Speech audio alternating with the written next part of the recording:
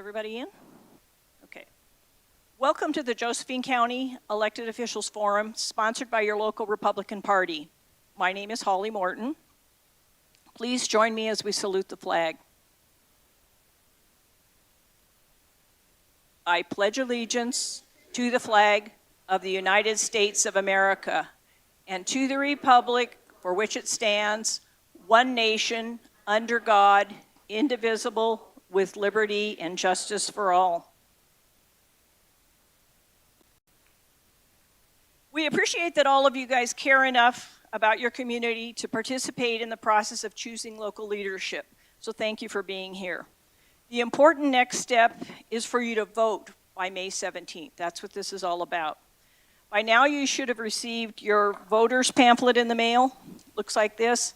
If you haven't received it, they do have copies of this in the clerk's office, and we have copies across the street at the Republican headquarters, so make sure you get one of those.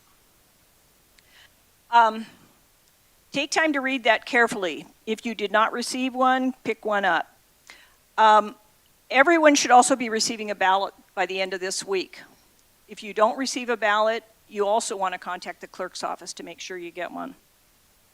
We hope that meeting the candidates will give you the confidence to make an informed decision. That's the most important thing, knowing who's who and feeling comfortable with your vote. The forum is going to be divided into two parts tonight. First, we will interview the two candidates who will run for sheriff in November, our current Sheriff Dave Daniel and his opponent Jonathan Knapp. We have allotted a half an hour for this segment. As most of you know, this is not going to be on the ballot this time. However, we just think it's a great opportunity to get to know the people who will be participating, running for sheriff.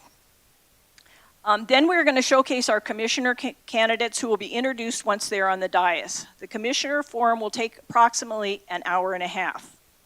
You are welcome to take photographs and short videos, but the commissioner's forum will take approximately an hour and a half. If you would like, I would like to introduce Mike Jones, who has graciously volunteered to live stream this event so that every citizen can participate. We ask that you don't block his view. Citizens all over the county are going to be watching, so thank you, Mike. It's our privilege to have your expertise tonight. And right in front of me is my partner, Kaiser, who's the chair of our communications team. Candy will be timing the event so that each candidate has an equal opportunity to speak, and we'll be announcing the timing prior to each segment. Candy, you want to stand up and let us know how to do that?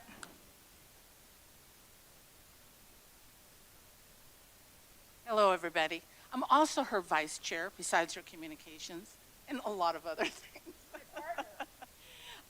First, we're doing the sheriff segment, and each, Jonathan and Daniels will be allowed to give 2 minutes for their opening statement. They'll have 4 questions, and they have 2 minutes to answer each of those questions, and then they'll have an opportunity to do a 2-minute closing. That should be about a half hour. You want me to tell them about the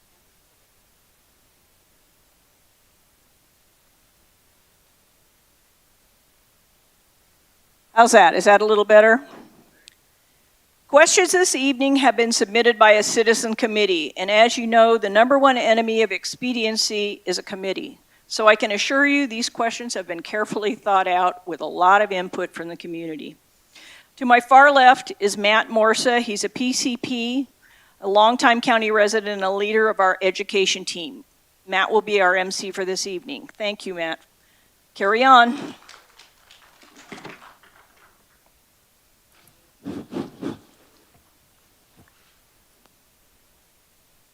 Thank you, everybody, for being here. So we have Sheriff Daniels here, and we have Jonathan here. And thank you, Jonathan Knapp. I know I've seen his signs. So each candidate for sheriff will have 2 minutes to introduce himself and to outline his game plan for running the sheriff's department. Sheriff Daniel, you'll be first. Thanks, Matt. Is that the introduction you wanted? Is that what 2 minutes for that? Well, Sheriff Dave Daniel, Josephine County. I think everybody in here probably knows me, and I think you probably have seen some of my qualifications in the past. master's degree from Southern Oregon Southern Oregon University, bachelor's degree from Oregon State University. Grew up in Portland, moved down here in 1995, and it's been a blessing ever since. It's been a long road to hoe, that's for sure. Law enforcement in Josephine County. I think I picked the right county to move to, but it's been real fun, and it is absolutely an honor to be your sheriff. And it has been. It's been a lot of hard work. I think you guys can all remember 2012. What happened in 2012 with our sheriff's office and the funding for Josephine County. But we're in a different place right now, and a much better place.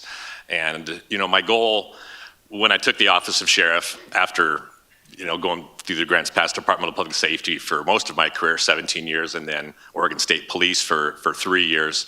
It's been a real goal of mine to just start this county over. And I had an opportunity to do that, unfortunately, because there wasn't any law enforcement out there in the county, except for a couple state troopers and obviously what you have in the city. We started with about 58 employees when I came on board in 2015. And we're up slotted for over 100 FTEs right now, about 107 or 109 is right in there. And that says something about our community. And I want to start by saying something I think is very important. Thank you. Thank you for supporting your sheriff's office in the form of a corrections levy. And again, that renewal that just took place. It's a step in the right direction for us. And we appreciate you actually more than you know. And I don't want to get the red flag. So no. Yeah. And I know the seating is interesting. Jonathan and I are pretty cordial. I don't think we're going to get in a fist fight up here, but it is what it is, I guess. You never know, huh? Thank you. Jonathan Knapp, you're up. Yes. I didn't get the mic training. Hi, my name is John Knapp. I feel uncomfortable sitting down. I almost want to stand up. Can I stand up if I talk loud?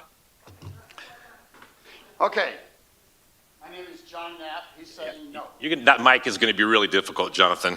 Okay. You'd be welcome to, but. Yeah. All right. He needs to have it mic'd for the video. So even if I can talk loud for you, the video may not pick it up. So I apologize. That was a good use of 15 seconds. My name is John Knapp. I grew up here in Josephine County. This is home for me. I graduated from Hidden Valley High School in 1979, the second year it was open, and immediately enlisted in the United States Air Force. I served 4 years as a security specialist in Grand Forks, North Dakota. I then went to work with the Salvation Army for 15 years, up and down I-5. I ran an alcohol and drug rehab center in Tacoma, Washington. I opened the Salvation Army in McMinnville, Oregon, and I was the finance officer for the southern half of the state of California. If you know anything about the Salvation Army, it's a nonprofit. They get their money from donors. It was my job to make sure that they were wise stewards of the money that they received, and they didn't spend it where it wasn't supposed to be spent. As your sheriff, I will be wise stewards of your money and not spend it where it shouldn't be spent. I then went to work with the Maricopa County Sheriff's Office, the fourth largest sheriff's office in the nation. I was almost 20 years there when I retired and moved back home here to take care of my ailing mother. It was always my dream to come back to Josephine County. Josephine County has changed a lot since I was gone. I'm too young to be retired and do nothing, so I continue to serve my community on half a dozen nonprofit and boards. And I'm looking forward to serving you as your sheriff for the next 4 years. We will now move on to questions. You will have 2 minutes to answer each question. So we'll come back to Sheriff Daniel. What is your vision of how the Sheriff's Department will run under your leadership? Really, the Sheriff's Office, and it's an office, we want to provide the most professional public safety service possible. That's really it. Our citizens deserve it. We're in the people business. My vision is, to number one, uphold the Constitution. Protect you with your personal safety. Protect your property. And I want to do it with a team that the motto we created with protecting with courage and serving with compassion. Both of those are absolutely moral and ethical imperatives that we have to go. I'm not happy where we're at right now. I mean, I'm not satisfied where we're at. There's a long way to go, and I think we can get there. It's been a difficult road, as I stated earlier, but we're up to the challenge. And I'll tell you, it's not just me that's leading this organization. It's our people. It's our employees. Every deputy, man and woman, down to a person, whether it's in corrections, whether it's in search and rescue. There is no one more important than anybody else in our organization. We work together. We work as a team. And I think we're pretty darn effective at doing so right now. You're seeing good. You're seeing good. We've created a new dispatch center with personnel basically just solely for the sheriff's office. We had to. We've managed that. And with your continued support, and we're going to come to those times. We'll probably get into that tonight a little bit. With your continued support, we'll get there. And this will be a safer place for our kids, which is really, at the end of the day, the most important thing, at least to me. Thank you. John? I'm not happy with where we're at either, which is why I'm running for sheriff. I believe that when you're looking for a sheriff, like any other business, you need to hire the most qualified candidate to run the business of sheriff. We need a lot of things. I think Dave and I will agree that we need a lot of things. We need 24/7 patrol, we need detectives, we need K-9, we need all of these services. But in order to have those, we need an administrator who's worked those systems before, has the education, the qualifications, and the experience to provide those services. Unfortunately, we've heard a lot of talk over the last 7 years that we're building back, we're getting there, but we're not there, folks. And it's time to accelerate and get there quicker. I have a bachelor's in public safety administration. I have a master's in business management. I have a master's in disaster preparedness. I have 20 years experience in a sheriff's office where I was a patrol deputy. I was a sergeant. I was a patrol sergeant, a supervisor. I'm well-rounded in my experience and qualifications and my finance experience to get a handle on our budget and control our spending so that we can spend the money where it needs to be spent, and that is in service. We are public service. When you pick up the phone and you call for the sheriff's office, you need somebody to come. At the moment you call, that's the most important thing in your life. At least to you, that's the most important thing in your life. And we can't minimize that and not give you the kind of service that you're paying for. Should we pay more? We can always use more money. And with more money, you get more service. But we need to provide the best service we can with what we have today. And I intend to do that for you. Question number 2, John, we're coming back to you. How would you prioritize the department's duties? You have limited manpower. How will you decide what are the most important problems to tackle? So for me, I think the most important thing in talking to the people over the last 4 years is the patrol, the 24/7 patrol. We have to have people out there when you pick up the phone that are going to come. I was amazed, I'm currently with Concierge Home and Business Watch, and our guys stumbled upon a burglary last week, and they were able to hold and detain the people until the sheriff's office could respond. And they responded quickly and took care of the situation. But I'd love to have enough deputies out there that's the deputies rolling up on these things and discovering them. So my priority is going to be balance the budget, and that's going to be some fund account changes in the county so that you know exactly what the sheriff's office incomes are, what the expenses are, and then we'll prioritize those expenses in patrol to give you the services that you deserve. I have more time. That's my answer. I guess I don't want to waste time. I don't want to waste time. Sheriff Daniel. Thank you, Matt. It's all important. It's all very important. And we work as a team. And when I say that, I mean the city, the state, some forms of the federal government. We're all a leg of the table. And so I do believe that the corrections division is a high priority because that impacts everyone, whether OSP arrests or whether the city of Grants Pass arrests. There's a place for them to go. I promised that we would be able to intake all persons arrested in Josephine County, no borders of city or municipalities and county, and that's taken place. COVID hit me in the knee, our office in the knee. For 2 weeks, we couldn't do that, but we are back at it. And that's pretty impressive for a jail that around the state that policy isn't in place. And still isn't in most jails. So, but patrol is very important as well. And that's the stumbling block we're coming up to right now. I'm fearful. I'm sure you all remember 2012. I think I said that. I was on the road working in 2012, and I got to issue a citation to an individual who kicked the front door in of a house and was going to burglarize it when it was occupied by a sole female. Gave him a ticket, took him out of handcuffs, and he walked down the road. So to me, the jail is very important. Patrol is also equally important. We have to be able to provide that well-rounded service to you. But as far as prioritization, I mean, search and rescue is hugely important, and that's all volunteer. We have 153 volunteers in Josephine County, and God bless them because they keep us afloat. Thank you very much. For question 3, we're coming back to you, Sheriff Daniel. The Sheriff Department is expected to have a $5.4 million budget shortfall by 2023. What is your thought process for how to fund your department for long-term success? There's a shortfall, Matt? Yeah. That's what I heard. Yeah, it's been on my mind. It has been for the last 5 years, basically.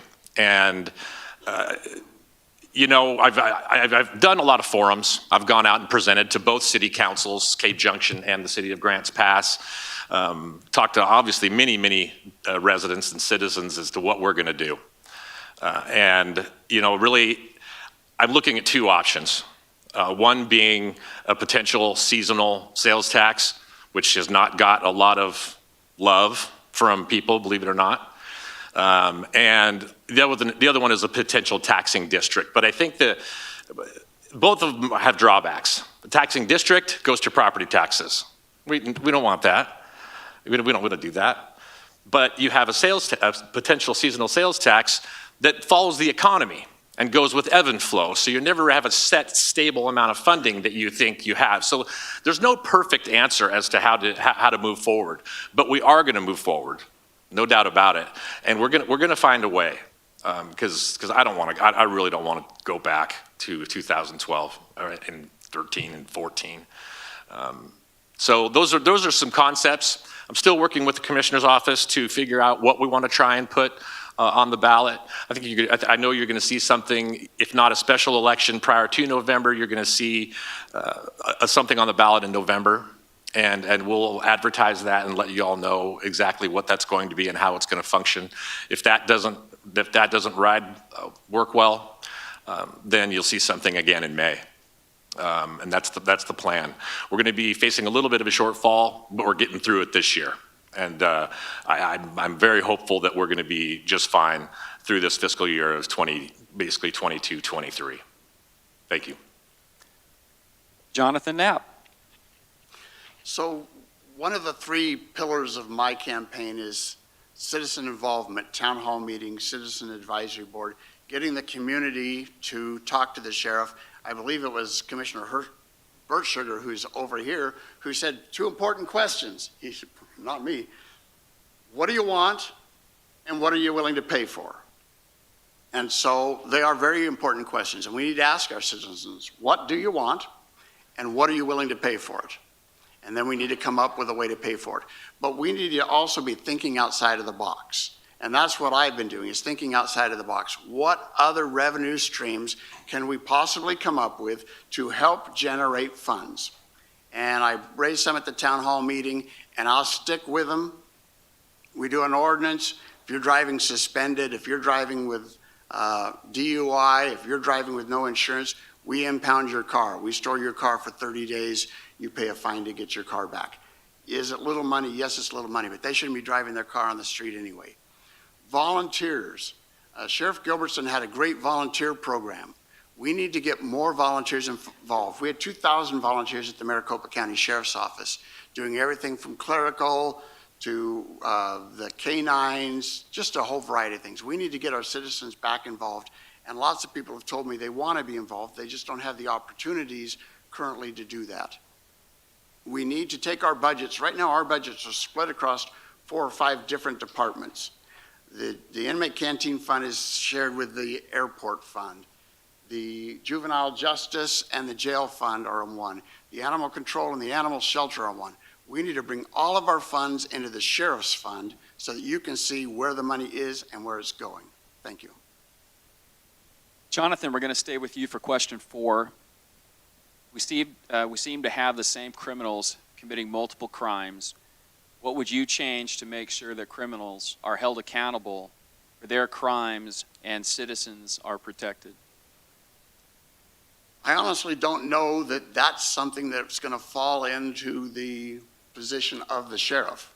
The sheriff, Oregon State Police, Grants Pass City Police will arrest people and we take them to jail. But it's the district attorney that decides who gets to stay in jail. The sheriff doesn't have the authority to keep somebody in jail just because they're a repeat offender.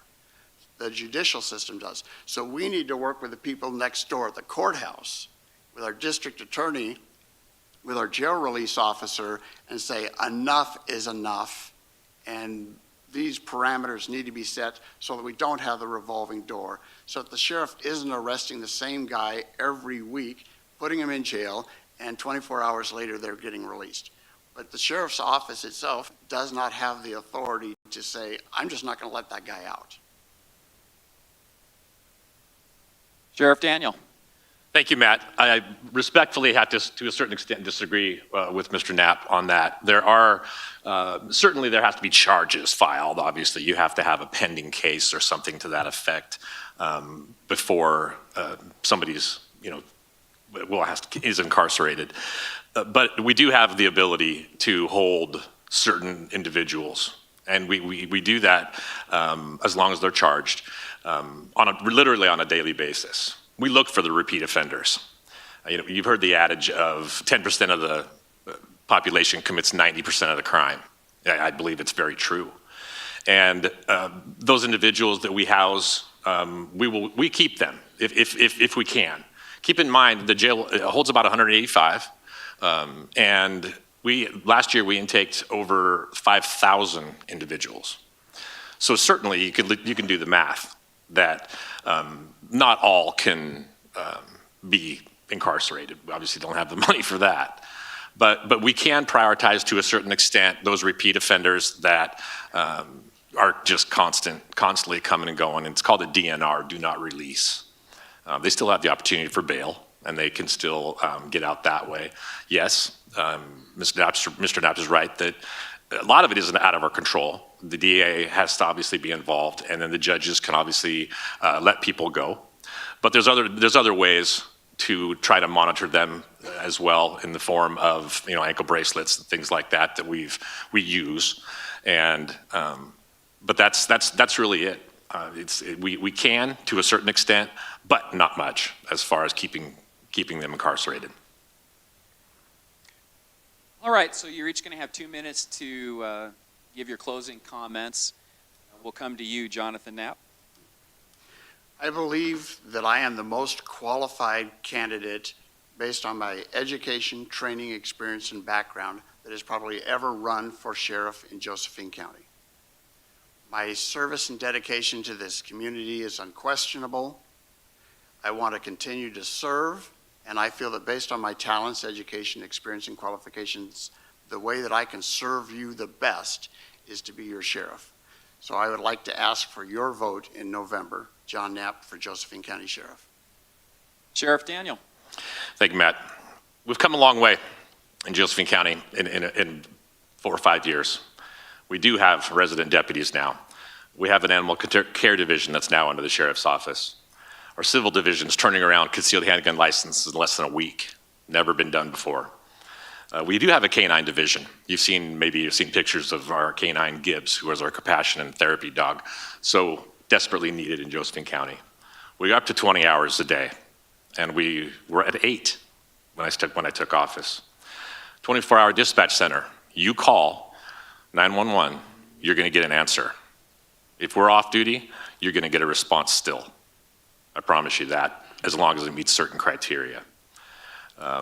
Jail, again, as I said, it's still taking all arrests. We have a detective division now. I have a detective sergeant, and I have a detective that we've created that is new, and along with the JMET detectives, 3 of them, and we're going to be getting more, and we're putting in for more money for that.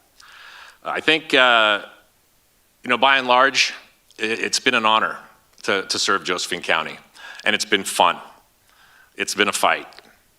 I'm not afraid of a fight. Never have been. Haven't lost one yet.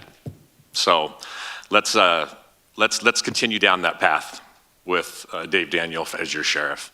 And I do, too, ask for your vote in November. You haven't seen many of my signs out because there's certain legalities of not having signs. So that's as far as 60 days per calendar year on state property. 11 days or 11 weeks before the election in the city of Cape Junction and Grants Pass. So you're not going to see a whole lot from me, but we'll get this campaign going and we'll kick it off and get it up and running here in another few months. Thank you for coming tonight, folks. Thank you, Sheriff. Thank you, Jonathan. That concludes our introduction to the sheriff's candidates. I'd like to have a little applause. Thank you for both coming out.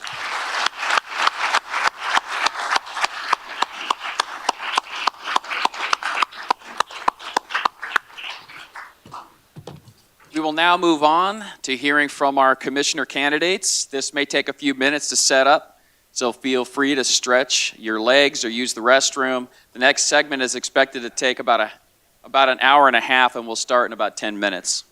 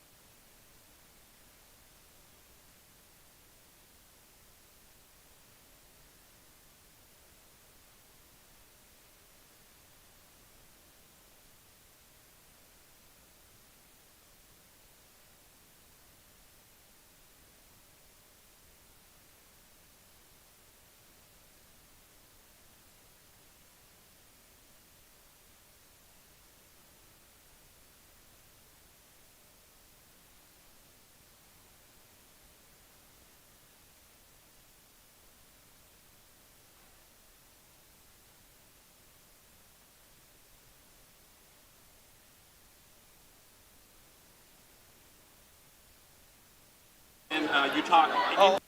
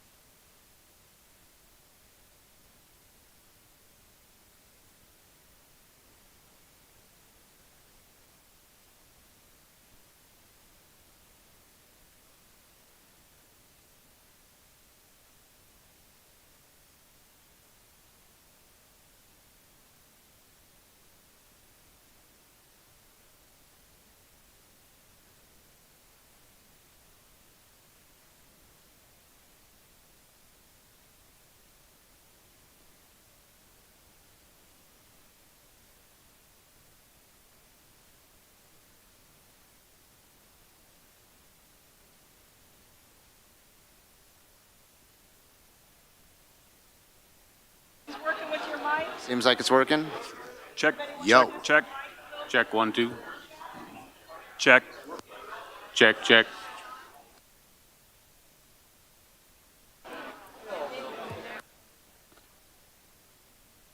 Okay, everybody, can you take your seats and get settled in? We're going to start with the next segment.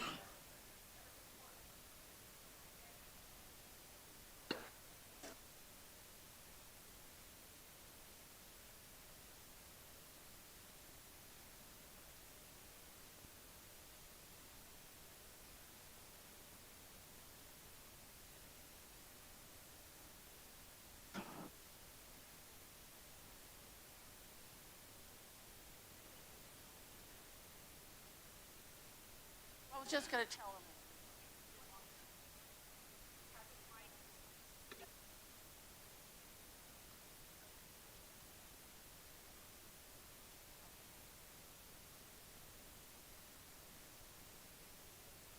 Hello?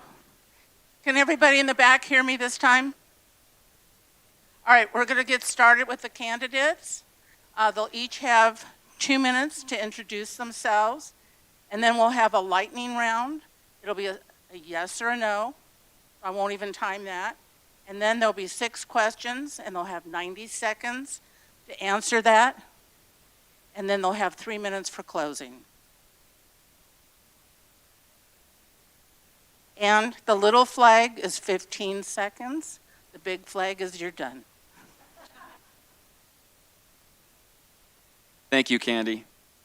So Keith, the IT guy, did come up to me, and I should have told the sheriff and the Jonathan Knapp. Since this is being, I guess, broadcast on YouTube, I believe, the mics, they are directional, so speak directly into them when you're talking. If you start looking to the side, it'll be fine for the people in the room, but it won't be great for the people who aren't here that are watching online, okay? So just keep that in mind. So as Candy said, we're going to start with having each candidate introduce himself and outline his goals and priorities. You'll have 2 minutes for this section. And I want to let you know the order of this is for the audience and for the candidates. We basically did it by filing date. So whenever you filed your paperwork, that's how we set this up. All right? So we're going to start with Mark Seligman.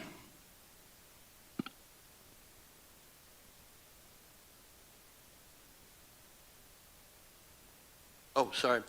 Thank you, everyone, for showing up. In this room, this is like the Super Bowl of candidate forums. You get to hear all the candidates. The most people show up here, and the most publicity comes from this, so thank you all for coming. A little bit about me. Born in New York City 72 years ago. Oh, my God. And I went to Queens College at the City University in New York. I have a BA in sociology, a 2-year degree in business, graduate work in psychology, and encounter groups. Encounter groups is dealing with a bunch of people and their opinions and coming up with a satisfying conclusion. I have 14 years experience at being in this building. I've been in this building more than the present county commissioners have been in this building. And I've seen it since 2008. I've run a number of times. Why do I run 6 times? Is because this is what I do. I'm the alternative to the establishment. I'm there to criticize something the media might not do, but I'm there for that. I'll get right in on 2 things that are close to my heart.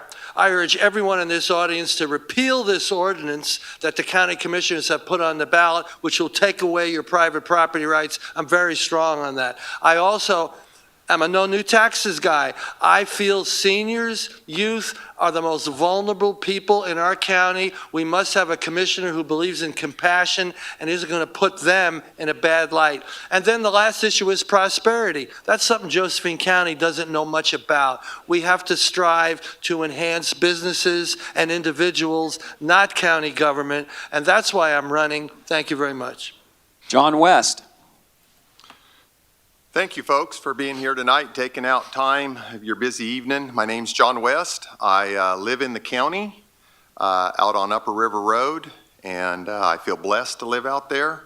I got a high school degree and graduated from high school, and I have a degree in forestry. I was born right here in Grants Pass, up on Dimmick Street. Hospital's not there anymore, but some remains of it, I guess, is around. So, but I would like to, this community is dear to my heart, and I think it's dear to each one of your hearts. And we are in some extremely rough times. The state has put us in some bad situations. The federal government's put us in some tough situations. And it's time we come together as a community and make this better.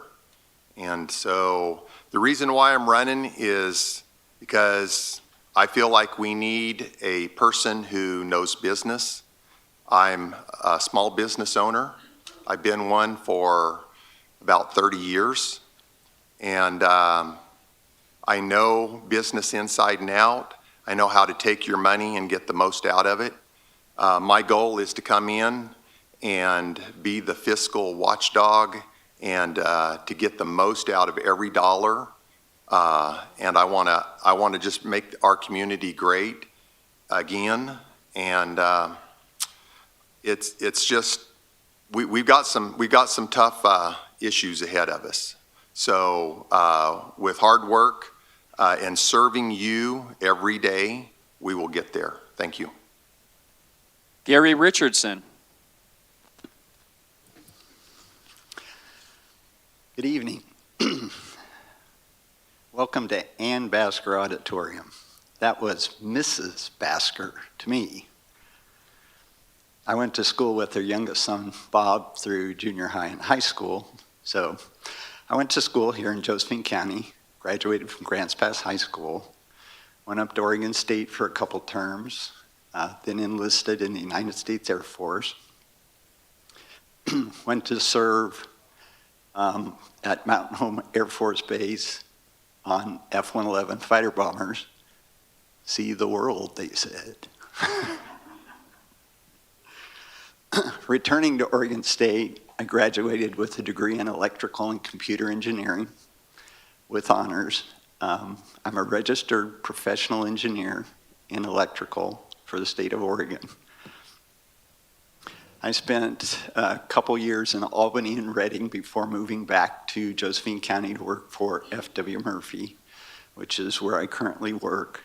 I've been involved with serving the community. I was on the board for Habitat for Humanity, and that was about 30 years ago. So I've been working on homeless projects for a long time, and it's certainly an issue that has become much more to the forefront that we need to put some more thought and resources into. I've also been involved with running youth programs for decades and a board member for Grants Pass School District number 7. I've been part of the budgeting and goal setting for that 700 employee group, and we've successfully navigated through 2 downturns and did well. Brian De La Grange. Good evening, everybody. My name is Brian De La Grange. I was born here in Grants Pass. My family's been in Josephine County for 4 generations. I graduated from Grants Pass High School. After high school, I went to the U.S. Air Force Academy, and then I finished up my bachelor's degree at University of Oregon with a degree in business. After that, I came back home and began working for my family's insurance company, which is De La Grange Insurance. It's now called Insurance Lounge. I decided that insurance wasn't for me, so I got involved with energy efficiency with a nonprofit called Energy Trust of Oregon, who works with Pacific Power to help customers reduce their utility bills. And I've been working for them off and on for about 12 or 13 years. I'm currently on the Grants Pass School Board, and I'm on the Grants Pass City Council. And the reason I'm running for commissioner is I have not been satisfied with the results that the current commissioners have been giving us. We have some huge issues that need to be addressed. The sheriff's funding, illegal cannabis, Wildfire is one of the top tier issues, and independent fire district is definitely a top 3 topic. And then also the issue of homelessness, which we're working to address in this city, but it's an uphill battle and it takes a long time. And that's something that the county, I think, can help the city of Grants Pass and the city of Cave Junction. I think we can partner to be even more effective on that front. In addition, I'm a fiscal conservative. So if you look at what I've done at city council, my actions would reflect that. I have the most relevant experience of anybody up here. I have municipal experience at the city, and my constituents have been happy with me. Thank you. Mark Jones. Good evening, everyone. I'm Mark Jones. I moved here when I was a year old, so almost native. Grew up out in the Murphy area, graduated from Hidden Valley High School in '88, and started my career in the fire service in 1991. Started here for Valley Fire Service, which eventually became Rural Metro. That then led me to Phoenix, Arizona. I transferred with Rural Metro down to Scottsdale. Rural Metro began in Scottsdale, and so that's where I transferred. And in 2005, the city of Scottsdale took over the fire service, and I became a city of Scottsdale employee and retired in 2018. After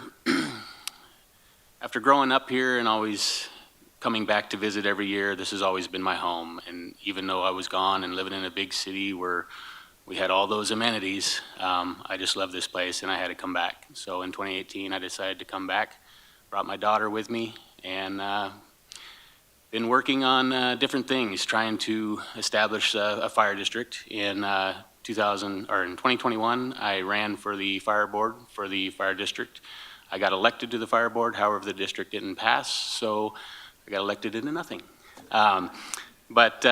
So been working with the committee, trying to still move forward with fire district stuff. Obviously, public safety is very big to me. Law enforcement, fire service, it's what I've spent more than half my life doing in the fire service, working with the law enforcement and making sure that the public and the citizens are safe and secure. So again, that's something very important to me. I do have a degree in fire science, emphasis on leadership and fire officer. Things that are important to me here since I've been back, obviously the cannabis issue, the illegal grows and things like that, something that we need to take care of. Is that my time or I still got 15? That's your time. Oh, I didn't see the little flag. Thank you. Thank you. Nigel Von Haruska. Hello, my name is Nigel Von Haruska. Thank you for coming out today. I'm a high school soccer coach, and when I first started coaching soccer, it was in 2007, so I started coaching little kids. I'm also a single parent. I raised 2 daughters alone with the help of my mom and dad. A good family can get you through anything. And, well, that's sort of what got us into this thing, is seeing the streets and the kids. The kids want more. They want a higher quality of education, and that's out of the kids' mouth. So first and foremost, we have to try harder to get these kids to learn. It's all about learning. Then we got the hobos on the streets. We don't want the kids to become hobos. We have to teach them arithmetic, the right things in the school, not mess with their minds. Give them a good way to go. And that is the reason I'm running for county commissioner. I've also had a store in Brookings, Oregon in 2003. The store in Brookings was harassed by hobos, numerous. There was a mission in Brookings, Oregon. I went into the back and studied that mission. It was ran completely wrong. It wasn't ran like the mission that was ran out here. Kudos to the people that run the mission out here. Congratulations. What a program. If we can do a program like that for the homeless people out here, get them into the program and get them out of our town. They have families that want them back in their community. Let's do that. We can help these people, help themselves, send them home. Let's get Riverside Park. Come on, the moms group, they've had it. They've had it. They're tired of these people screaming and yelling at them, calling them names, and they're just down there with 5-month-old babies. Are you kidding me? I mean, where are the men? I'm sorry, but if my kids have some hobo challenge them, I'm right down there. And you know, maybe Dave Daniels would have to pick me up and take me to jail, but you know what? It's worth it. We have to stand up for these kids, and we're not taking any more. Thank you very much.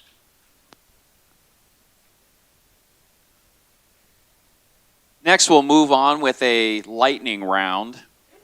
I hope you'll enjoy that. Candidates, please answer each of the following questions with yes or no. I know that's hard to do sometimes. You will have time later in the program to answer questions with a longer response. So we're going to move one slot down. We're going to start with John West. Do you support government mandates for vaccinations? No. Gary Richardson. Which disease? No.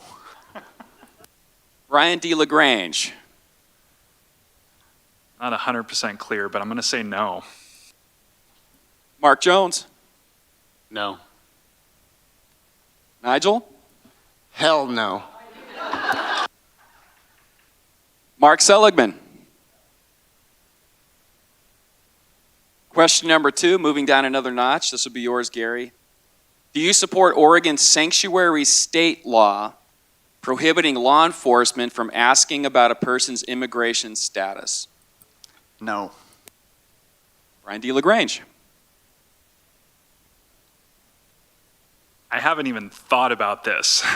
That's why it's fun.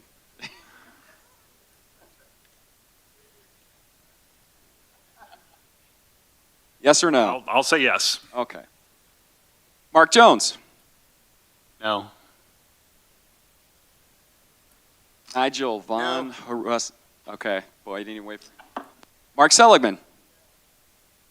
John West. No. Question number 3, coming to Brian D. LaGrange. Do you support the U.S. Forest Service and Bureau of Land Management current fire suppression and forest management practices? From what I know of it, yes. Mark Jones.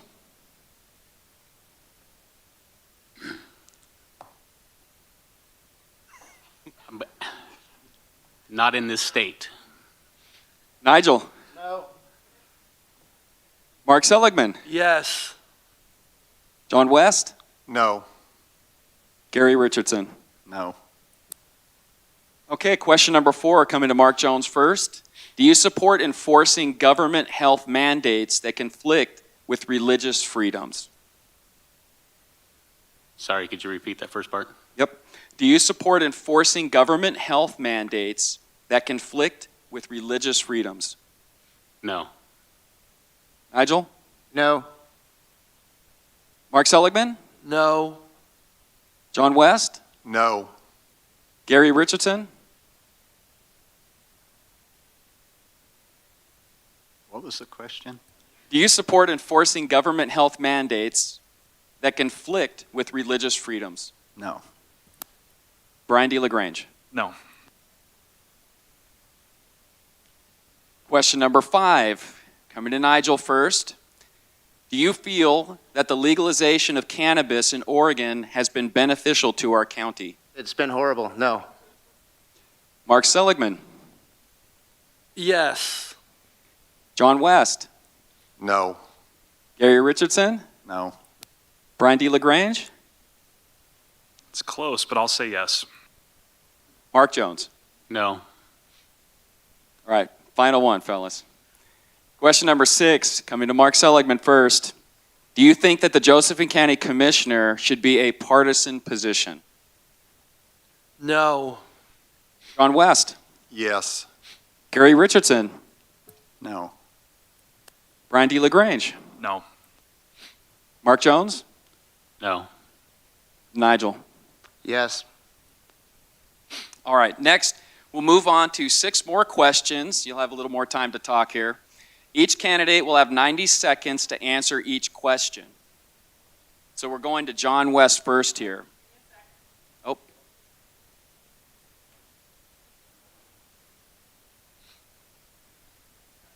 Question number 7. Looking down the road 5 years from now, give us your vision of what you would like to see for Josephine County in terms of housing, industry, and recreation. John West. So over the next 5 years, I would like to see, one, in industry. I would like to see more jobs, good paying jobs brought in. I think we have plenty of room. We have the locations for the industry to come in, and it's up to us as commissioners to go and to incentivize it and to bring those industries in so our kids have jobs and our parents have jobs to raise our kids. Next, what was the three? Sorry. Housing, recreation. Housing. So one problem I see with housing is I'm not sure why we need to take some of our housing land and, as the city does, and put walking parks and all that when we have a shortage of land for housing. So that's one thing that I think we could do better along the city. The county could streamline the program as far as building, planning, that area, and make it where we can move along faster so housing can be more affordable instead of taking 6, 9, 12 months to do. What was the other one? Sorry. Recreation. Recreation. We need to take the recreation areas we have and enforce them and do better with what we have to serve the people and to bring more people here. Gary Richardson. 5 years down the road, I would hope that we could get to the place where we weren't doing levies, that type of thing for county funding, so that the funding levels allowed the county to keep long-term employees so that there wasn't some 3-5 year wondering if you're going to have a job after that. So those are long-term goals. They're going to require working with people up at the state legislature to solve some of those problems. They're going to be pending outcome of some court cases, some stuff like that. As it relates to housing, the code for property development in the county is too restrictive at this point.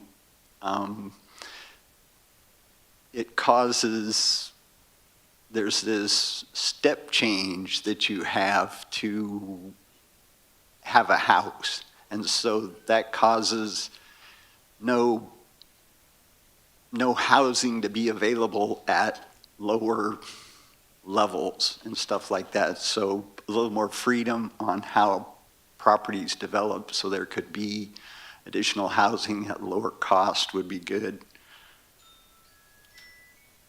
Thank you, Gary. Brian D. LaGrange. Thank you. So 5 years from now, housing, I'll start there. Housing is tough. We, in Grants Pass and Cave Junction and throughout the county, we don't have enough housing.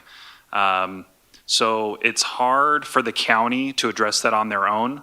Our rural areas are among the most densely built out rural areas in Oregon. I know it might not seem that way, but if you look at it, we have a lot of density outside of the cities. And we got to be careful building out in the woods because we are also one of the #1 areas for that's at risk for a catastrophic wildfire. So we need to be mindful of how we're building out in the county. Working with the other municipalities in the area, Grants Pass, Cave Junction, to partner on the housing front, I think would be smart. With regards to recreation, we have one of the most beautiful areas that I know of. I love Josephine County. I think it's beautiful. We've got beautiful rivers. We've got beautiful forests. And we need to capitalize on that. We need to let other people know how great it is here so they want to come visit here and they want to spend money in our county. And the county and the city are working together on that already, and I want to help build that moving forward as well. And I think I'm out of time. Thank you. Mark Jones. Well, obviously the housing issue. 5 years from now, I would hope that we've solved it by then. I had the liberty of sitting in with the Josephine County Housing and Community Development meeting the other day, and they got some good things going. They're creating some more housing projects and stuff for lower income and the support that they give for the lower income families. So hopefully that program can actually take off and become something bigger so that they're able to create more housing for the lower income families. The other thing that would also help the housing issue is if we had more jobs and more industry here. If our small businesses and our entrepreneurs that are here had support and were able to grow and become bigger businesses. So I think that's another thing that needs to be done, and I hope in 5 years, all of our small businesses, entrepreneurs, and all the innovative people here in the county have had lots of support and were able to get their businesses going. Recreational-wise, we have beautiful forests, and that's one thing that I really missed when I was gone, being in Arizona, these beautiful forests that we have. However, I came back and they're full of trash, full of discarded cars and things like that. So the recreation in the forest, I hope in 5 years, I hope those forests are clean and that the homeless aren't living in those forests, which, like Brian was saying, the wildfire stuff is an issue with the careless people in the forest.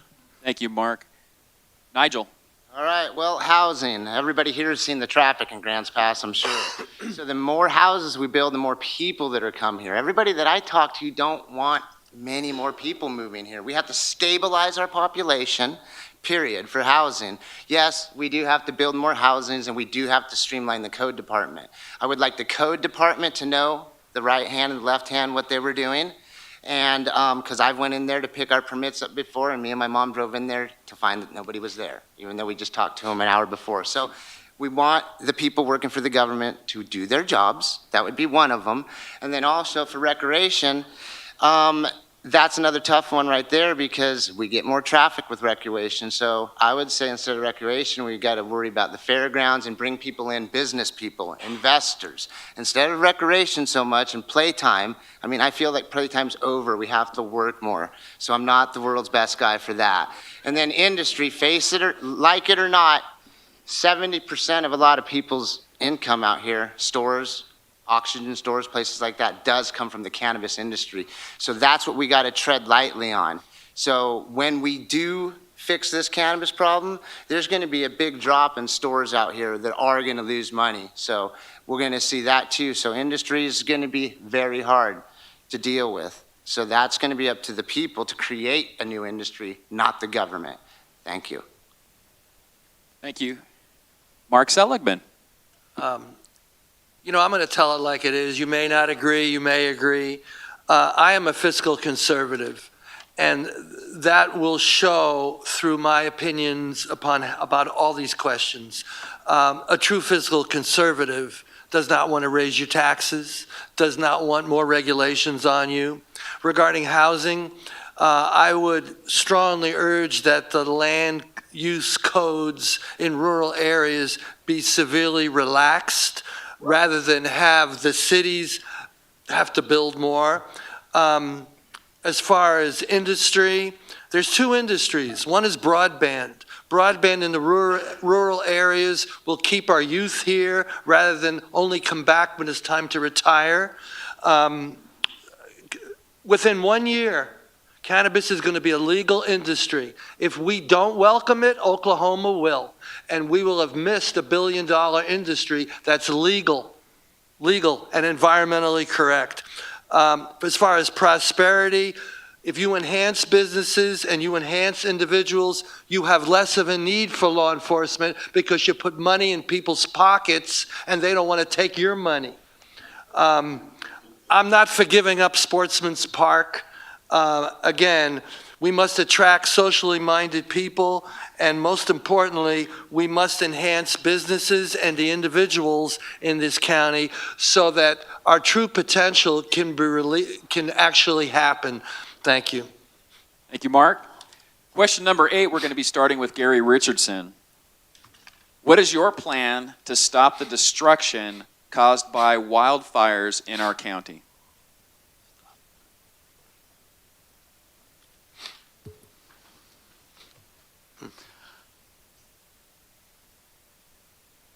I don't have a specific plan for stopping the wildfires. That's the county commissioner's job would be to help coordinate with the other agencies that do that. I mean, the county does have some timberland, but mostly working with like the programs like Firewise and that kind of thing to get the defensible space, working with the federal government to clean out some of the areas so that the kind of wildfires that we have that are catastrophic don't occur. Thank you, Gary. Brian DeLagrange. So as far as a plan to stop wildfires, there's things we can do that are going to help, but there's obviously nothing that we can do that's going to guarantee that we're not going to have a catastrophic wildfire. However, the things that we can do to help mitigate that happening are we can work towards having an independent fire district in the county. Right now, we have a huge unprotected area that's served by rural metro and county fire. If we're able to get a fire district out in the unprotected areas, most people are going to be paying less money than they do now, and response times will be less. So it makes sense to do that. Last year when the vote came up, it was very close. I believe it was 47 to 53. I think the reason it failed was there was some misinformation and people didn't have all the facts. So I would hope that we can do that again, because the initial attack on these fires is the most important thing. If we can get the initial response there quicker, there's less chance of it getting out of control and there's less chance of it turning into something catastrophic. So this is hugely important so we can protect our homes and our businesses and our families. And the way to do that would be through forming an independent fire district. Thank you, Brian.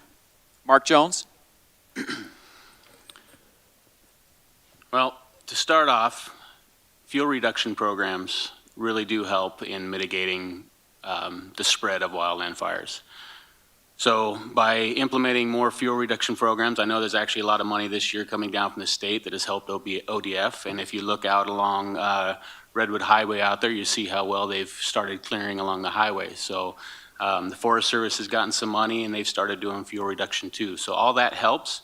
Defensible space around your home. If everybody does defensible space, then that keeps the fire from spreading from an accidental fire on your home into the forest and from the forest to your home. Public education, educating these people out there in the forest not to do things that will start a fire in the forest.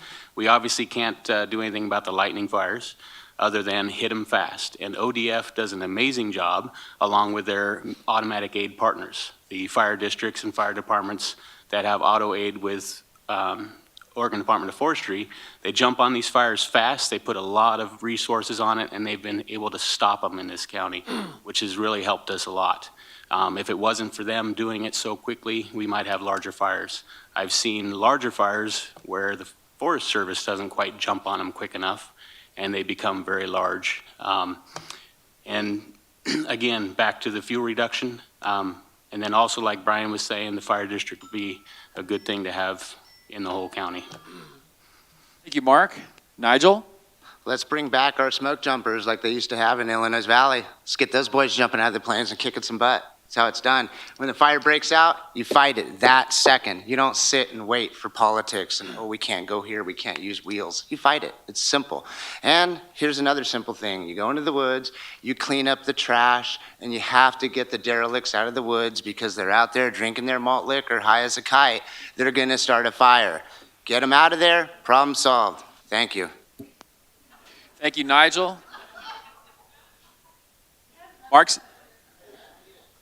Mark Seligman. On the issue of wildfire destruction, my house burned down 2014. I watched it burn. I did everything I could to stop it. My lady friend went to the hospital with skin grafts, so I know what wildfire destruction can do. We have a warning system in the Illinois Valley that needs a lot of improvement. I believe in limited government, but not when it comes to fire control.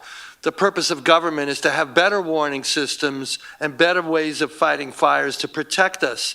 One thing I didn't say in my qualification, I've spent 40 years as the Brush Brothers Yard Service. That's what brush is all about, clearing defensible space from around your house, whether it's by hand or by tractor. I've done it, and I know that. Climate change and drought, that plays a role in that. I just recently read in the paper that the federal government for Southern Oregon, I think it's $3 million to thin the forest and to make things better. This alone will produce jobs and will keep us safe. So that's a win-win situation. You put the youth to work in the forests and you save your house. Because nobody wants their house burned down. Nobody wants this to look like Paradise, California. But again, enhance business, enhance the individual, and protect them. That should be the role of government. Thank you, Mark. John West. I have 30 years of experience in wildland firefighting. I own a company, and I have been on, I believe, every fire in this valley in Josephine County, except for the Silver Complex. Part of our big problem is called forest management. We have zero forest management going on. One of the other areas is we have great firefighters that show up to fight the fire, but we have terrible management teams. They are there for the money. They're not there to put the fire out.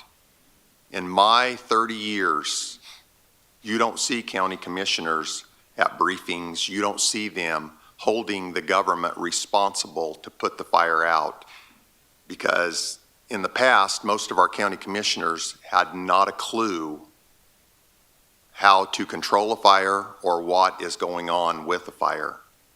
Right now, Herman Bearchigger has probably the most experience of any commissioner in that field. If you elect me, you'll have two. You'll have two commissioners that will show up and hold them responsible and make them put the fire out, not let them keep the fire going because it puts more money in their pocket and in their industry's revenues. Thank you, John. Question number 9, we're going to be coming to you, Brian D. LaGrange, first. Given the state's attacks on gun rights, how far would you be willing to go to protect a citizen's Second Amendment rights to bear arms?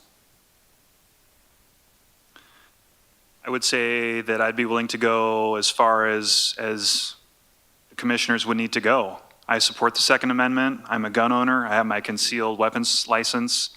I don't think that there's anything that I would stand with the other commissioners to go against anything that the state's trying to do to take away gun rights. They don't have the right to do that. It's in the U.S. Constitution, so I would firmly stand against that. Thank you, Brian. Mark Jones. Well, not to sound repetitive, but I too would do anything to make sure that that's a right that's not taken away. I am a gun owner as well. I believe something that we should do in this state is what Arizona did and allow concealed carry without a permit. It was a very nice thing. You never knew who was carrying, and crime actually went down a little bit. There was actually a study years back in another state, I can't remember the state that did it, but they did statistics from the time before they initiated the law that you could carry concealed without a permit. And 4 years later, the crime had dropped like 20 to 30%. So it's a very effective tool to help reduce crime. So I would support the Second Amendment right, and I would hope that the fellow commissioners would also support our right to carry. Thank you, Mark. Nigel? Well, of course, I support the Second Amendment. I think we need to try to get more of our rights back first and foremost, and that would be it. So support, support, support. Thank you, Nigel. Mark Seligman? I support your right to own a gun. I don't support the right of criminals to have guns. And unfortunately, we have a lot of criminals with guns. I think about the single woman living out in the woods and the sheriff department doesn't come. Well, what protection does she really have? A Doberman and a gun? So I think about, again, those that are most vulnerable living out in the rural areas, and they don't have a sheriff's department that's going to come out within 10 minutes or 15 minutes. They're stuck on their own. Those are the people I care about. But it must be responsible gun ownership. And yes, I support the Second Amendment. Thank you, Mark. John West? I support our Second Amendment rights just like I do every one of our constitutional rights. And when they decide they want to come get our guns, I have one for you, and they're not going to get them. Thank you, John. Gary Richardson. Well, I think the question was, how far would you go?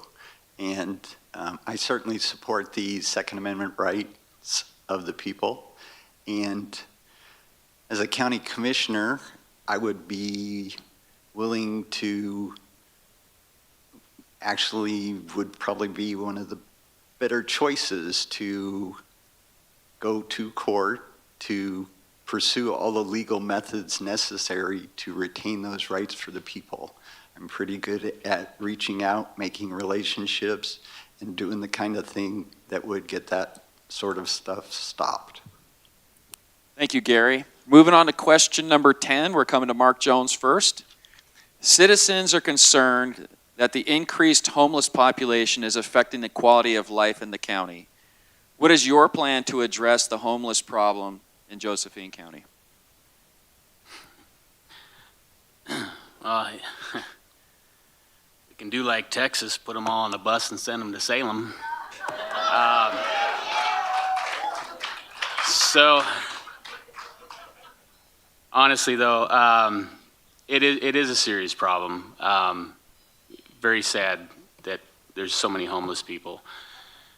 Obviously, the issue is low-income housing. There's nothing available for a lot of the people who maybe lost a job or are struggling or became a single parent and can't quite make it. So assistance for them. I believe one of the big issues with homelessness is a mental issue. Drugs, alcohol, and the mental issue.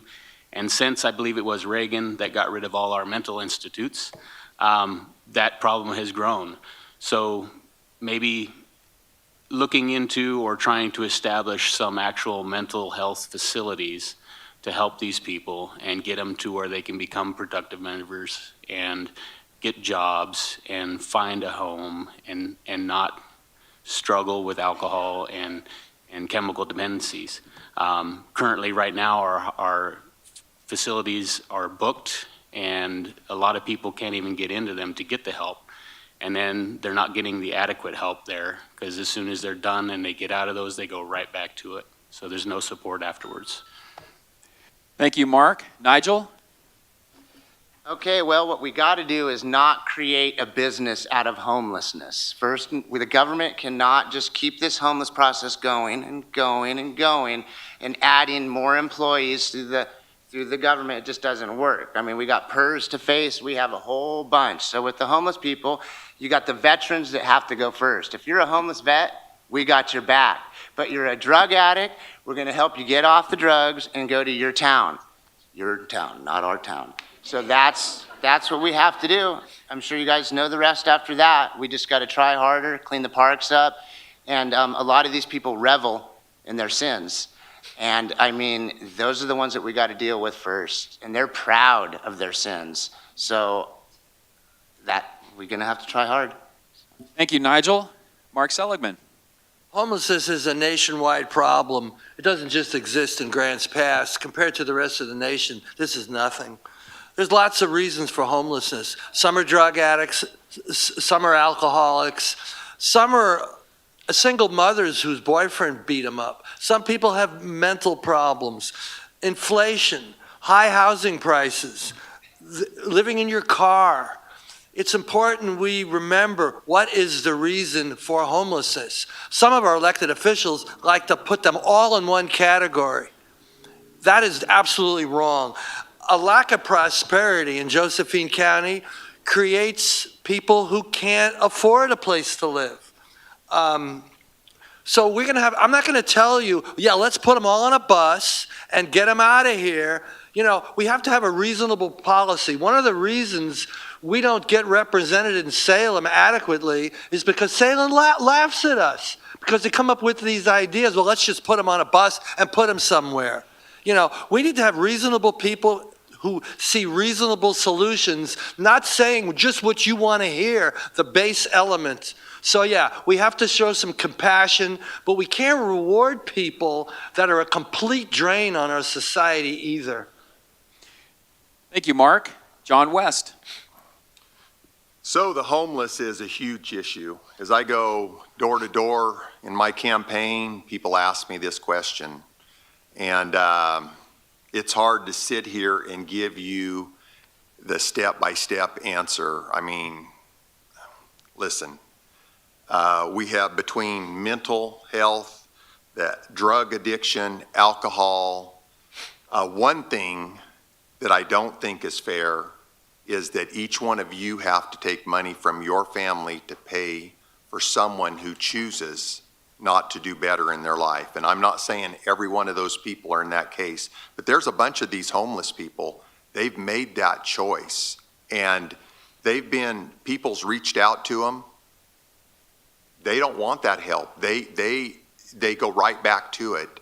So it's an ugly topic. We're supposed to be sensitive, we're supposed to be caring, we're supposed to be loving, but in this, they're making it tough. They are absolutely making it tough. And a part of this is their choice. And so it's going to be all of us working on this, not 3 county commissioners. It's going to take all of us to decide how we want to go about and fix this. Thank you, John. Gary Richardson. So the issue with the homeless is not a group problem. Each one of those people is an individual. Of those group of people that are homeless, we have what I'll call a deal, a social contract with each other. We live here in a community. You get rights in our community, but you also have responsibilities in our community. If you're not holding up your part of the social contract, there needs to be consequences for that. At the same time, for those people that land in homelessness, essentially, as mentioned, the boyfriend who's beat the lady, so she's living in her car now, they deserve the kind of support so they can move from that kind of homelessness into some housing. Some of the people that are homeless, they're not competent to make a decision. They're on drugs, they have mental issues. They can't just be free to do whatever they want on our streets. If you can't make a competent decision, we're gonna develop tools to make you move on. Once the court case has been decided, which is keeping things in flux, there will be changes that can be made to help those people move along. Thank you, Gary. Brian D. LaGrange. So I haven't heard much by way of a plan so far up here. But what we're doing at the city is we're working to get the people out of the park by making an urban campground so there's a place for them to go that's not the parks. And for those of you who don't know what the urban campground is, it's a managed facility, 24-hour staff. There's case management that comes in and they help these people get back on their feet so they're not homeless anymore. Rogue Retreat has, they've been doing this in Medford, they've been doing this in other places, and they've had more success on this issue than just about anybody. So I would very much encourage people to learn about Rogue Retreat's methods and their success rates that they have, because I haven't heard a better idea yet. And so that's what we're doing in the city. Cave Junction is working on something similar to help get people back on their feet with case management, get them back to being productive members of society. And something that the county can probably do is to partner with those cities. And also, there's so many people living in their cars, living in their vans, living in their RVs, out in the county, out in the hills, in town. If we can have something similar where we can have a place for people to take those vehicles so they're not spread all up in the woods and they can get help and they can get case management and they can get back on their feet, that's the most realistic solution to this problem. It's not an easy problem to solve. If it was easy, all these other cities would have solved it already. Thank you, Brian. Moving on to question number 11, we're going to be going to Mark Seligman first. Josephine County has approximately 40,000 acres of forest land being managed for sustainable yield. What is your idea of responsible forest management? Responsible forest management is exactly what I think we're getting a grant for.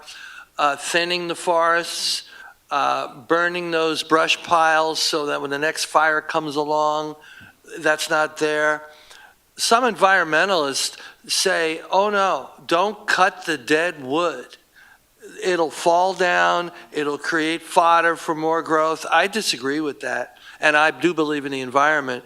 If you clear cuts, opposite where I live on Lakeshore Drive in Summit, there's a huge clear cut going on. You look in Wilderville, there's a huge clear cut going on. I'm opposed to that. I'm for responsible thinning practices that puts people to work and helps minimize the fire danger. Thank you, Mark. John West. So I have a forestry degree, and I'm going to tell you that land is designed by a site class, and a site class is how fast the trees grow. So in some areas, the site class is very high. So those, if you take Weyerhaeuser over on the coast, every 25 to 30 years, that forest is grown and they get a cycle. Over in the Millicoma Tree Farm, it's 7, they're on their 7th cycle. So we have 34,000, whatever it is, 34,000 acres on a sustainable yield. So one thing that I will not go for is what Mr. DeLagrange said twice in forums. He was for not logging our forest land and going to carbon credits. I mean, so what are we going to do? Not log it and let it burn? Are we not going to do forest management and let it burn because we're going to go to carbon credits? We don't even have cap and trade in Oregon, so study it. I mean, it's the most ludicrous thing I have ever heard of. We continue our forest management, we continue to bring the revenue from that and bring it to the people the way it's designed in our acreage for this county. Thank you, John. Gary Richardson. You need to repeat that question for me. I will. Josephine County has approximately 40,000 acres of forest land being managed for sustainable yield. What is your idea of responsible forest management? Well, I am not representing myself to be some kind of forester. So as my understanding of the county's current sustainable yield for their 40,000 acres is that they have a program for that, which lets them do whatever cycle is available for that land, and they should continue to do that. Thank you, Gary. Brian DeLagrange. So the county has 33,000 acres of forest land that they manage on sustainable yield, and I have no problem with that. I have no problem with sustainable yield on our county-owned forest land. What I've been trying to do for the past couple years is to get the commissioners to look at the idea of getting some revenue from not cutting the forest down. It exists. It exists in this state. It doesn't matter if we have cap and trade in this state. The credits can be sold out of state. There's projects that are already going on in this state, and they're making money. They are. So all I wanted to do was to look at the idea. I'm not dead set on doing it. If the numbers don't work, if the revenue's not there, I'm not going to be for it. But if we can make more money doing that than we do cutting the forest, why wouldn't we do that? And we don't have the information, so I don't even know if it's a good idea or not. I just want to look into the option. But I do agree with the sustainable yield practice that the county does now. I don't have any particular issue with it, although I will say there are some locations where the county owns forest where there are communities close by where it can affect their water supply. I know out in Williams there's been some planned logging out there that they've been very much opposed to, and I would very much want to listen to the local areas where this logging would be happening to make sure that everything's going to be okay with their water supply and with their in their homes and their communities. Thank you, Brian. Mark Jones. So as far as forest management, and I've seen some areas where wildfires have come through because of mismanaged forests, and now they have no more forests. It's come through and moonscaped them, and now all their trees are gone. I've also seen some areas where the Forest Service has come in, for instance, Coconino County, Coconino National Forest up near Flagstaff, Arizona.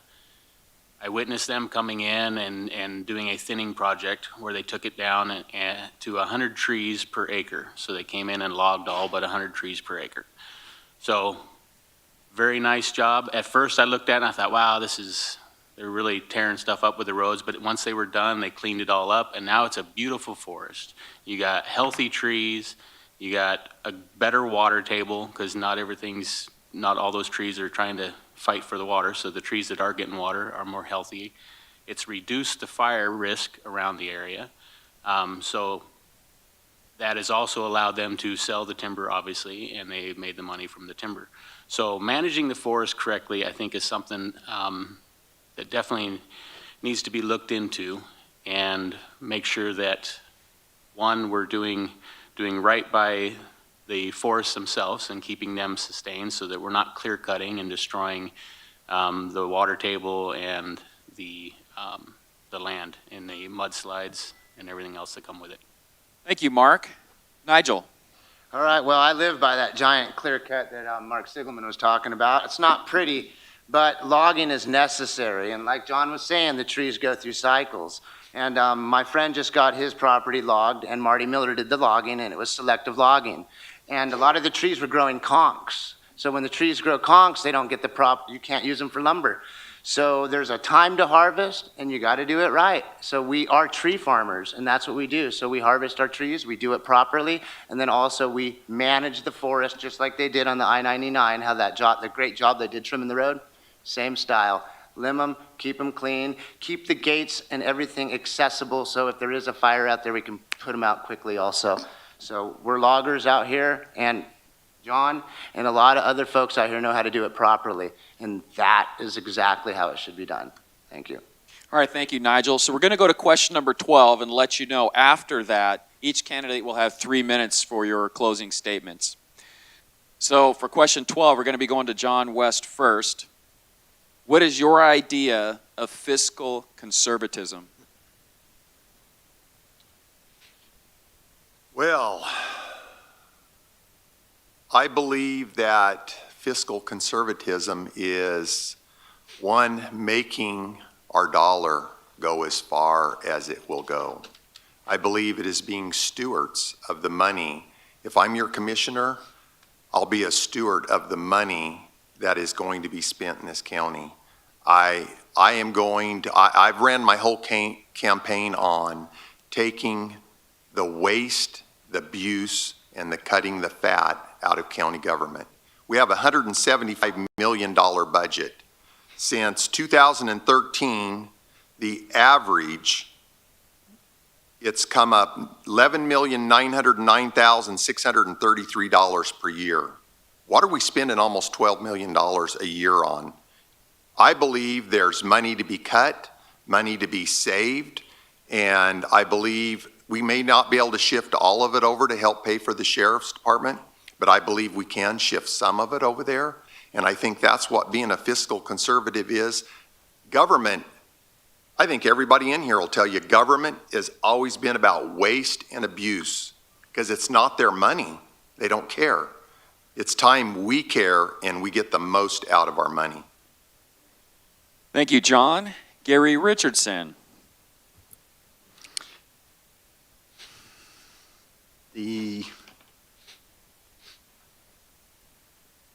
What we want out of government is a limited government. The reasons for that are because, as John said, it's not their money. So it's easy for the people who are spending the money to put it into areas that it doesn't, because it's not their money, they don't care quite as much. So being fiscally conservative means trying to care like it's your actual money and being careful with it. Things have changed, though, significantly. The money that comes into the county, 81% of it has strings, and really what strings means is there's some other organization somewhere that you have to audit your books and report to them how you spent the money. So that's more and more the way government is currently being run. So being conservative with what we have left is important. Limited government keeps the chances for graft and corruption, I guess they'd call it, less. Thank you, Gary. Brian D. LaGrange.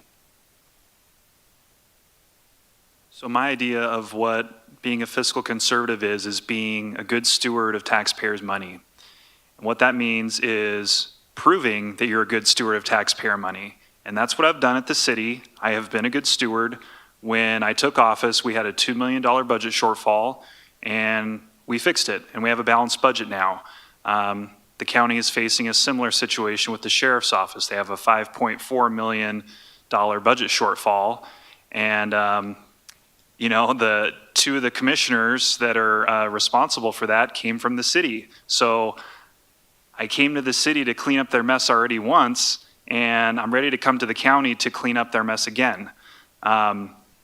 Another thing that we have done at the city is we got that federal ARPA money. We got $9 million and change, and we used a third of it to cut water bill rate increases for customers. So we took a third of the money, and 2 future rate increases are not going to happen now for all of our ratepayers because we allocated the money in that way. So I have a track record of being a fiscal conservative. I have proven it in my actions at the city, and I would continue to do so at the county. Thank you, Brian. Mark Jones. Well, to me, it's getting the biggest bang for your buck. So making sure that we stretch that dollar, making sure that we're not wasting it on things, or we're not doing backyard deals that makes our buddy richer than somebody who wasn't our buddy. So having transparency and making sure that every little bit of that money is being shown exactly where it's going, so that the citizens know where that money is going, what it's being used for. For myself personally, I buy more stuff used from private party people than going out and buying something new, because there's a lot of good stuff out there that just, instead of buying a brand new piece, I can get it for half as much, and it works just fine. So looking for those deals and trying to make sure that we're not spending $30,000 on a toilet seat like the federal government's done in the past. Making sure that those deals, that we're getting everything that we need for the cheapest price. Thank you, Mark. Nigel. Okay, well, when dealing with other people's money, you got to spend it properly. You want to be able to walk through town with your head up and not be embarrassed because you're a shameful spender. So that's a conservative that will not spend money. And my kids call me cheap, so they're the first and foremost ones that I could listen to. So that's about it. If we're spending your money, we got to spend it wisely. And I'm sure that's all you guys ask out of us. Thank you. Thank you, Nigel. Mark Seligman. Well, I'm definitely a fiscal conservative. I have sat in this room at least on one occasion and debated a tax levy, and the tax levy didn't go down.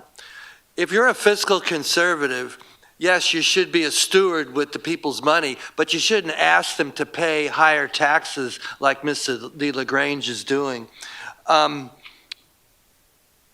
When Donald Trump won his election in 2016, the county voted 60-40 70% of the people voted in that election, and they voted 60-40 against the tax levy. 5 months later, after Commissioner DeYoung and Commissioner Morgan sat in this very room and took no position at all, they put a levy in the May election when nobody votes. So let's look at the sheriff. Is he a fiscal conservative? I don't think so. When people asked him to go into contingency funds in this very room, he refused. When people asked him to go into the road funds, he refused back in those dark days. But then he got his levy, and then he got a second levy, and now he's $5 million in arrears because he spent money to impress people that you could have a better sheriff's department. And he's getting $5 million to fight marijuana, which, by the way, won't even be around this year because 50 to 70% of the growers are saying bye-bye. So as a fiscal conservative, let's look at the county commissioners, let's look at the candidates, and now you'll know who is and who has a track record. Thank you. Thank you, Mark. So we have our closing comments. We'll now give everybody 3 minutes. You don't have to take it all if you don't want to, obviously. We're going to start with Gary Richardson. Oh. How much? 1 minute, Gary. Setting the timer. 3 minutes for this.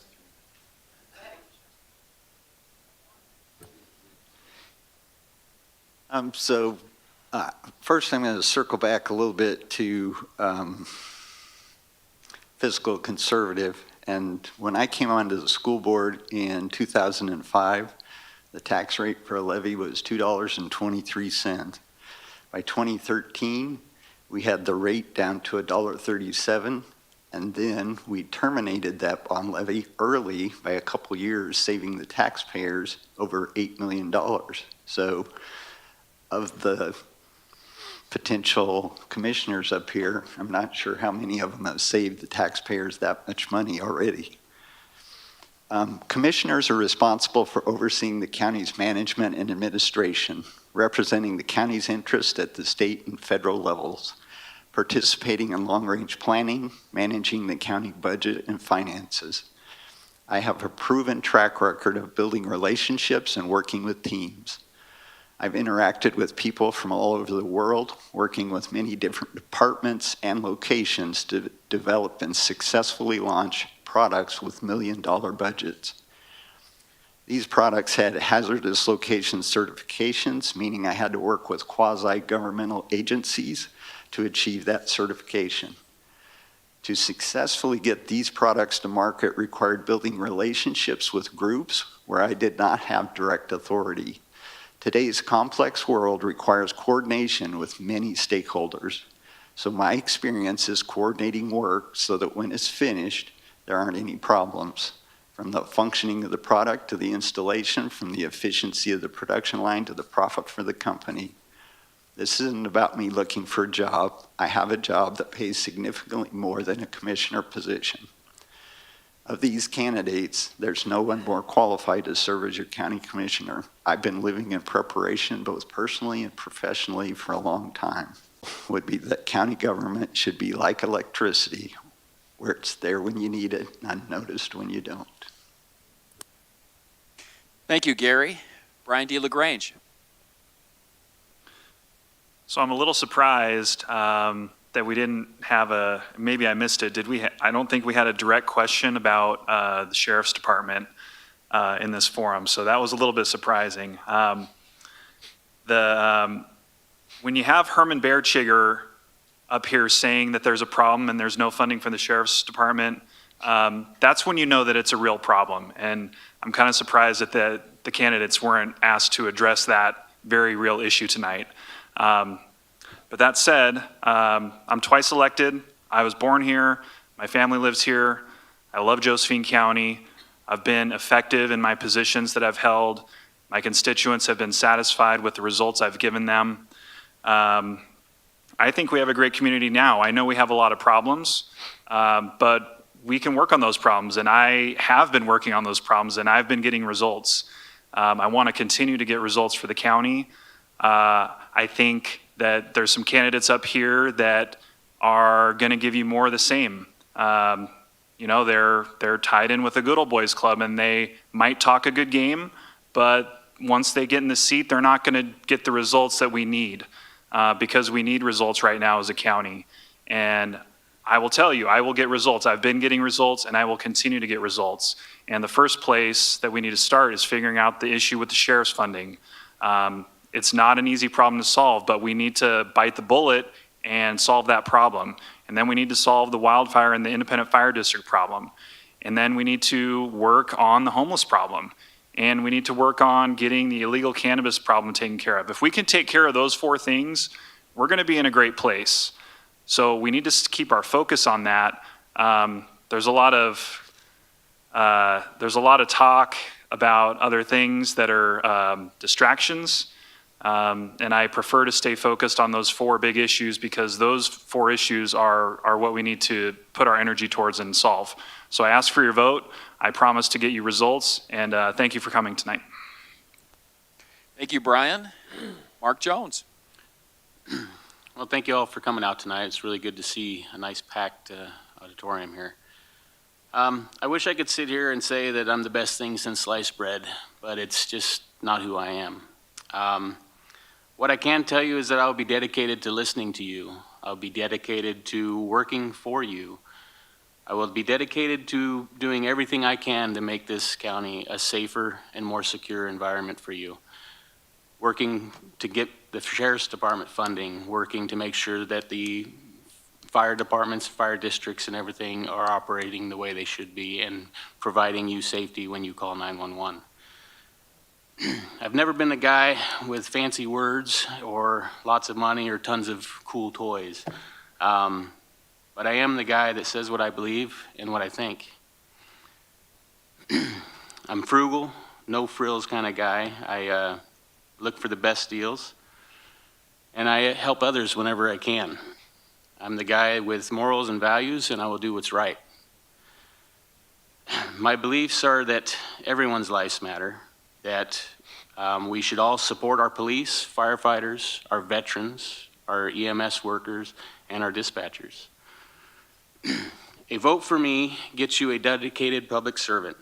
I spent years risking my life for others, saving their property and their lives when I could. Unfortunately, sometimes that wasn't possible, but we definitely tried.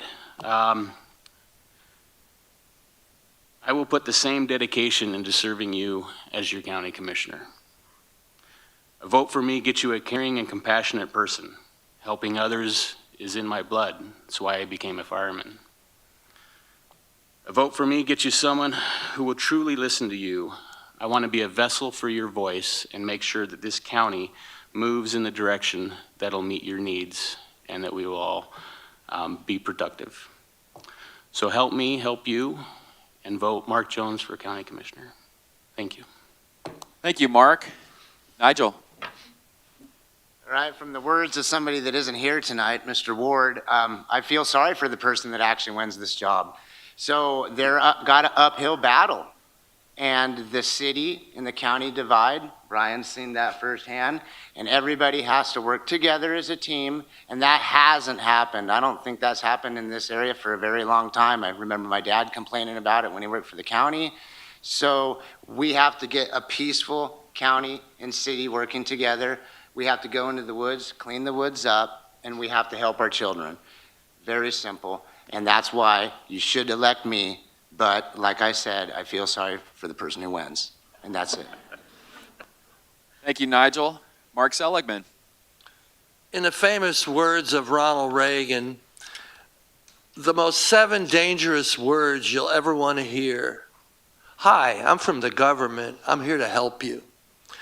I'm not a knee-jerk liberal. I'm not a knee-jerk conservative. I am an opinionated moderate that has views on both sides. For me, the seniors and the youth are our most important people. We retirees, well, I'm of that age, but I'm still working. But we must value our seniors and how much burden we want to put upon them as property owners, and we must value our youth. If this area does not achieve prosperity, what do our kids do? They get up and they either turn to drugs and crime, and the smart ones leave, and they come back when they're 65 years old. We cannot be taxed into prosperity. I've sat up here many times, argued with every single commissioner except one, may she rest in peace, who wanted to tax us into prosperity, and we're still not there. The cannabis narrative is a completely false narrative. The grows are going away. The cartels will be diminished severely. So the $5 million that the sheriff gets, I'm sure he can use in ways that would benefit us. A vote for Mark Seligman is a vote for an honest person, a person you can trust, that is consistent in what they say they stand for, and is not going to change just because they get elected and are around a different peer group. This is a beautiful county. I've lived here 26 years. I don't make $80,000 a year. Every single county commissioner that I can recall has had a good job before they became commissioner, making a lot more than me. I am closer to the poverty line, but not at the poverty line, than any of these county commissioners have ever been. So you need somebody who understands, I'm a regular guy. I go out and mow your lawn for 40 years. I do your brush clearing. I make your house fire safe. You know, this is good, hard, honest work. But I'm a college graduate, and I have a BA in sociology, 40 years experience at my business. I know how to run my business. I'm like the phoenix rising from the ashes from my fire. So, you know, if you want honesty, and if you want trust, and you want consistency, and you may not agree with me, but at least you know how I stand. Thank you very much. Thank you, Mark. We're going to wrap up with John West, and then we're going to go back to Holly to close everything up here tonight. John West. So folks, thank you for being here. My dad was a sawmill worker. We had food on our table. We had clothes on our back. I didn't come from a rich family. But what was instilled in me was to work hard and to be honest. And so what I bring to you, the people of Josephine County, is someone that will work for you, that will serve you. And my phone is available to you. I will be at that office. I will work for you. You can complain to me and I will address your complaints.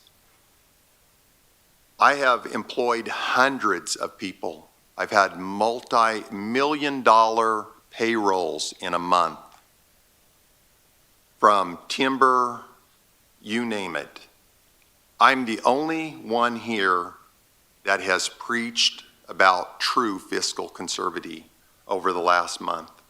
I'm the only candidate that has talked about taking this $175 million budget, going item by item, and cutting out the waste and the fat that we have.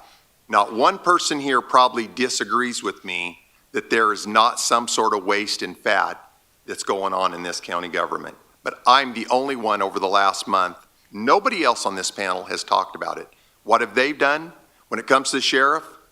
Taxing districts, tax, tax, tax. I want to go in there and see where I can save the money before you ever get asked to raise a tax. I want to get that money back to you. Then, nobody wants to talk about the O&C funding because apparently they don't know anything about it. We have won in court on O&C funding. We are within a year, year and a half away from, we're not going to get $55 million from our O&C funding. I'm not going to try to tell you that. Right now it's projected we could get somewhere between 5 to 7 million. Hey, that's better than what we're getting now because it's nothing, but that's a start. I'm not talking to you about raising taxes. I'm talking to you about alternative ways.